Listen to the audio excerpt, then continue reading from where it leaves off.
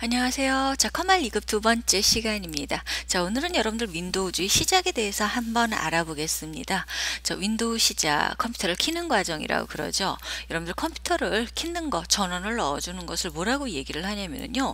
부팅이라고 얘기를 합니다. 즉, 전원이 공급된 순간부터 각 장치를 검사하고 초기화하는 과정을 거쳐서 컴퓨터가 작업할 수 있는 환경이 될 때까지 과정을 부팅이라고 하죠. 그래야 컴퓨터가 부팅이 되면서 키보드, 마우스, 뭐 프린터기 같은 그 외에 모든 주변 장치들을 윈도우가 다 실행할 수 있도록 마련을 해줍니다. 자, 그래서 여러분들이 여기에서 알아두셔야 될 것은요, 부팅 옵션이 있어요. 자, 부팅하는 방법인데 이제 안전 모드부터 쭉 나와 있는데요. 이 안전 모드라는 것은 지금 이 부분에 나와 있는 이쪽 설명들은 어떤 부분들을 얘기를 해주는 기능이냐면요, 컴퓨터가 정상적으로 작동을 안 돼요. 즉 컴퓨터가 제대로 켜지지 않는 거예요. 그럴 때 여러분들이 궁여직책으로 부팅을 할 수 있는 방법입니다. 즉 여러분들 어떻게든지 부팅을 해서 여러분들이 원하는 자료를 백업을 해놔야만 될 가능성이 있을 때가 있어요.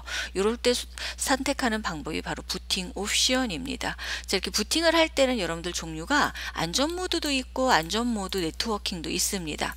자, 이 상태에서 여기 아래쪽에 보시면은 이렇게 안전 모드라고 나와 있죠.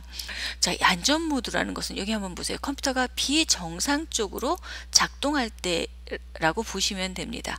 그래서 컴퓨터에 필요한 어떤 거요? 최소한의 장치만을 설정하여 부팅되는 거예요. 예, 최소한의 장치만을 설정하여 부팅된다는 것은 여러분들 보셨을 때 어떤 기능일까요? 즉 마우스나 키보드 이런 것들만 되는 거죠. 그래서 여기 한번 보세요. 이 부분이 더 여러분들 보셨을 때 중요합니다. 네트워크 관련 작업 있죠? 즉 뭐 인터넷 같은 경우 못 쓴다는 거예요. 사운드 카드 소리 안 들리고 모뎀 당연히 사용할 수 없게 되는 거죠. 예, 이게 안전 모드예요. 그래서 안전 모드는 아주 컴퓨터의 가장 기본적인 것만 가지고서 부팅을 해주는 방법입니다. 여러분들 컴퓨터가 만약에 이런 일이 생기시면요, 얼른 백업 받으시고 서비스를 받으시는 것이 아마 좋을 겁니다. 그래서 이렇게 부팅하는 방법이 있는데요. 자, 안전 모드 부팅을 가장 많이 합니다. 그런데 안전 모드 부팅 중에서도 네트워킹을 사용할 수 있는 부팅도 있고요. 안전 모드를 사용을 해서 프롬프트 사용을 할 수 있는 기능도 있어요. 여러분들 이 프롬프트는 제가 지난 시간에 보여드렸던 것처럼 이렇게 명령 프롬프트 화면을 보셨죠? 이 화면입니다. 즉 이것을 실행할 수 있느냐 없느냐 요거를 보여주는 것이 바로 요 안전 모드 프롬프팅이라고 얘기를 합니다. 아니면 부팅되는 순서를 불러드리는 기능도 있어요. 어떤 식으로 할 건지. 그 다음에 여러분들 기본적으로 안전 모드로 부팅을 하면은 해상도가 떨어지게 부팅되는 것이 당연합니다. 자, 디버깅 모드라는 것은요, 어떤 부분에서 잘못돼 가지고서 제대로 된 부팅이 안 되는지 이런 것들을 하나하나 샅샅이 검사를 해가면서 부팅하는 거, 즉 디버깅, 벌레를 잡아내는 거죠. 오류된 부분을 잘 잡아내서 부팅하는 것들을 찾아내는 것을 디버깅 모드라고 얘기를 합니다. 드라이브의 서명 적용을 안 하고서 부팅해주는 경우도 있고요. 이게 부팅입니다. 여러분들 여기에서 알아두셔야 될 것은 안전 모드만 알아두시면 될 것 같습니다. 자, 그 다음 세 번째요. 시스템 종료. 컴퓨터를 끄는 거죠. 시작, 전원, 시스템 종료입니다. 패스하세요. 자, 절전 모드입니다. 절전이 뭘까요? 네, 소비 전력을 최소화할 수 있는 기능, 즉 컴퓨터를 켜놓은 상태는 끈 상태는 아니고요. 컴퓨터가 이렇게 장기간 사용하지 않아요. 전원은 들어가 있어요. 그런데 주변 장치들의 전원을 차단해요. 그래서 불필요한 전력 소비를 최소화할 수 있는 기능들을 여러분들 절전 모드라고 합니다. 많이들 쓰시는 경우도 있고 안 쓰시는 경우도 있는데요. 이렇게 절전 모드로 지정을 해놨을 때는 어떻게 하시면 되냐면요. 이렇게 마우스라든가 뭐 이런 것도 주변 장치만 한번 툭 쳐버리면 어떻게 돼요? 예, 그 절전 모드를 해제하고 들어올 수 있는 화면으로 돌아오죠. 근데 너무 자주 시간을 이렇게 지정을 해주시면은 불편해집니다. 예. 그래서 절전 모드 있습니다. 자, 제가 내놓은 이 1번 문제는요, 한글 윈도우의 절전 모드에 관한 설명으로 옳지 않은 것, 이거를 찾으라는 게 아니고요. 여러분들 뭘까요? 외워두라는 거예요. 절전 모드를 사용했을 때 어떤 내용들이 있는지 1번, 2번, 3번 읽어두세요. 그쵸? 네, 읽어두시고 지금 보시면 요거 같은 경우는 정답이 이제는 4번이 되는 거죠. 즉 제조업체에서 절전 모드 옵션이 지원되도록 설정한 컴퓨터에서만 이 기능을 사용할 수 있다. 이건 아닙니다. 1번, 2번, 3번 꼭 읽어두시기 바랍니다. 자, 읽어주셔야 돼요. 안 읽어주시면 안 돼요. 네, 꼭 읽어주세요. 그래서 한 번쯤 머릿속에 정리하십시오. 자, 5번 슬라이드는 여러분들 뭐냐면요. 바로가기 키인데 제가 정말로 중요하다고 생각되는 것만 조금 더 간추려 봤습니다. 요거까지는 꼭 알고 가세요. 네, 키보드에 보시면 뭐 F1번 키는 도움말이죠. 네, F2번 같은 경우는 이게 이름 바꾸기인가요? 아마 그럴 거예요. F3번이 서치고 F2번이 서치인가? F3번 한번 볼까요? 네. 자, 갖다 놓고요. F2번 눌러, 이름 바꾸기 맞네요. 자, F3번 같은 경우는 아마 이게 서치일 거예요. 찾는 기능입니다. 자, 이렇게 나와 있고요. F5번은 최신 정보로 고침입니다. 요거는 여러분들 왜 인터넷 같은 거 쓰실 때 정보가 제대로 안 불러올 때 있죠. 예, 그럴 때 다시 한 번 더 이렇게 실행된 상태에서 인터넷이 실행된 상태에서 여러분들이 F5번 키를 눌러주면 처음부터 다시 읽어오는 기능입니다. 이게 언제 쓰냐면요, 여러분들 그 예약 업무 서비스를 할 때 있어요. 그런데 이렇게 너무 이제 사람들이 많이 몰릴 때 있죠. 그러면 조금이라도 빨리 들어가기 위해서, 빨리 접속을 하기 위해서 그 컴퓨터 앞에서 대기하고 있죠. 기본적으로 컴퓨터 켜놓고. 그러면 12시에 예약을 한다고 하면은 얘네들이 12시에 켜놨다고 해도 이 환경이 싹 바뀌는 것이 아닙니다. 그럼 그 앞에 앉아서 난 어떻게 해야 돼요? 적어도 1분 전에 앉아가지고서 F5번 키를 눌러가면서 새로운 정보가 읽어오게끔 계속 F5번 키를 눌러서 화면을 바꿔줘야만 됩니다. 최신 정보로 고침 많이 써요. 일상생활에서도요. 자, 그 다음에 Alt 키와 ESC 키가 있습니다. 이거는요, 현재 실행 중인 프로그램을 순서대로 전환을 해줘요. 이게 무슨 소리냐면요. 제가 지금 볼게요. 네. 인터넷 화면을 켜놓고요. 한글 프로그램 실행을 할게요. 한글 프로그램 실행을 해놓고요. 자, 한글 프로그램 실행됐죠. 자, 그 다음에 크기 조금 줄였습니다. 해놓고 자, 뭐 할까요? 네, 저희 파워포인트 2010 버전 하나 실행을 해 놓을게요. 자, 이렇게 실행을 해 놨습니다. 이 상태에서요, 여러분들한테 Alt ESC 키를 눌러주면요, 현재 실행 중인 프로그램들을 순서대로 전환해 줘요. 어떤 프로그램들이 여러분들 열렸는지 보셨죠? 지금 파워포인트 열렸죠. 그런데 Alt 키, 왼쪽에 있는 Alt 키입니다. 여러분들 키보드에서 오른쪽에 있는 Alt 키 누르시는 거 아니에요? 왼쪽에 있는 Alt 키를 누른 상태로 ESC 키를 누르시면 한글 파일 실행되는 거 보입니다. 다시 Alt ESC 키 눌러주면 뭐가 실행될까요? 네, 다음 제가 인터넷 열어놨었죠. 다시 Alt ESC 키 눌러주면은 프레젠테이션 그 2010 화면 나오고, 다시 Alt ESC 키를 눌러주면 이제 한글 파일이 실행되는 것을 보여줄 수가 있습니다. 이렇게 Alt ESC 키는요, 현재 실행 중인 프로그램들을 순서대로 바꿔준다는 뜻이에요. 자, 그 다음에 Alt 탭은요, 현재 실행 중인 프로그램 목록을 어디에? 화면 중앙에 Alt 키 누르시고 왼쪽에 있는 TAB 키 있습니다. 눌러주시면 이런 식으로 현재 실행 중인 프로그램을 이렇게 화면 중앙에 보여주는 기능입니다. 자, 그 다음 Alt 엔터예요.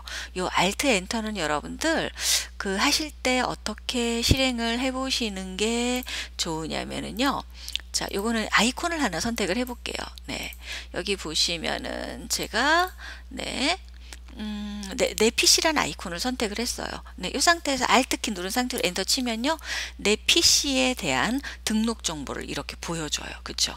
많이 보여주죠? 내 PC는. 자, 우리 프로그램 볼까요? 이렇게 2010 Alt 엔터 치면 요거와 관련된 프로그램 정보를 보여주죠. 이게 선택해서 오른쪽 버튼 누르셔서 속성에 들어가는 형태하고 똑같은 기능입니다. 여기 Alt 엔터예요. 그래서 어떻게 해준다요? 선택된 항목의 속성을 대화 상자를 표시를 해주는 기능입니다. 네. 이게 Alt 탭이 Alt 엔터예요. Alt 스페이스바는요, 활성창의 자, 바로가기 메뉴예요. 예, 그래서 우리 단축키 같은 거 있죠? 이런 것들을 보여주는 기능을 여러분들 Alt 스페이스바를 눌러주시면 이런 식으로 이런 것들을 보여줄 수가 있습니다. 자, 그 다음 Alt F4는 뭘까요? 프로그램 종료예요. 요거 닫을 거냐고. 예, 우리 뭐 파일 누르셔서 종료를 시키거나 이렇게 얘기를 하시죠. X 버튼 눌러서. 그런데 저는 이제 Alt F4를 많이 써요. 중간중간에. 그리고 Alt 프린트 스크린은 요거는 뭐냐면요, 여러분들, 요 프린트 스크린은 현재 내가 실행되고 있는 창을 어떻게 해준다? 네, 클립보드로 저장시켜 주는 거예요. 자, 프린트 스크린만 누를 때는요, 전체 화면 창을 이렇게, 요거는 이제 제가 이제 알캡처를 깔아 놔가지고서 이렇게 나오는데, 본래 프린터 스크린이란 기능은 이렇게 전체적인 화면이 있죠. 이렇게 블럭을 드래그를 하시면은 어떻게 돼요? 요것만, 요 창을 어떻게 줘요? 이 클립보드에 저장시켜주는 기능입니다. 그래서 Alt 프린트 스크린이 더 나와요.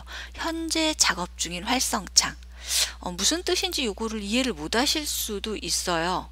자, 제가 지금 프레젠테이션 열어놓고요. 한글 두 개 창을 열어놨죠. 네. 이 상태에서 제가 프린트 스크린만 눌러볼게요. 누르시면은 어때요? 전체적인 창을 활용할 수 있도록 이렇게 화면 구성이 나옵니다.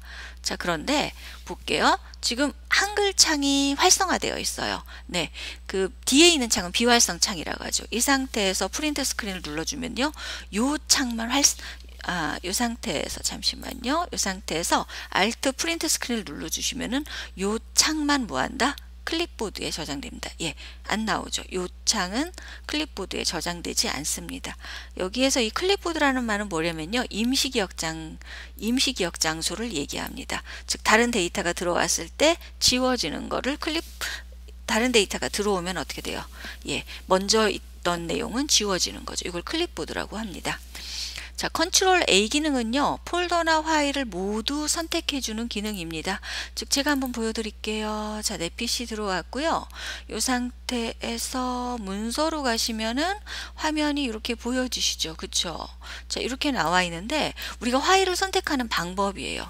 이렇게 선택을 해서 컨트롤 키 누르시면 원하는 거, 자, 선택하시고, 이쯤 와서 Shift 키 누르시면은 어때요? 이어서 선택되죠. 그런데 컨트롤 키 누른 상태로 A를 누르시면은 전체적인 파일을 선택해 주는 기능입니다. 여러분들 혹시 자격증 따실 생각이시면요, 한 번씩 저처럼 다 해보십시오. 자, 그 다음 컨트롤 ES 시키는 뭘까요? 시작을 클릭한 것처럼 시작 메뉴 표시해 주는 거. 여러분들 윈도우에 보시면 이 부분 있죠. 네, 이 부분.